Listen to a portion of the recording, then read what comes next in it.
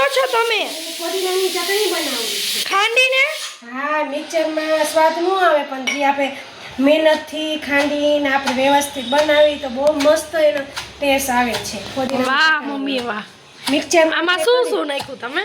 આમાં જો ફોદીનો, થોડી કોથમીર, આદુ, લસણ, 2-3 કળી લસણની ને સહેજ મીઠું અને ખાંડ ને લીંબુની ચટણી છે.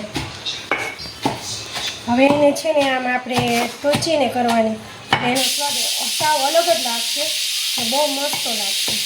તમે મિક્સરમાં બનાવેલી ચટણી ખાજો ને એકવાર તમે છે ને આમાં બનાવીને ટોચીને તમે એકવાર ચટણી ખાજો, બહુ મસ્ત લાગશે. મિક્સર કરતાં આ મસ્ત લાગશે. એમાં સુગંધ આવશે મસ્ત ફોદીનાની.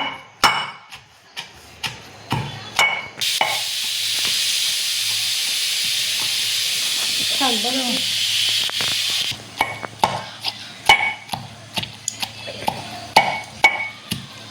મસ્ત ને ફોદીનો હતો એટલે એકદમ રસ એમાંથી આમ પાણી છૂટે છે.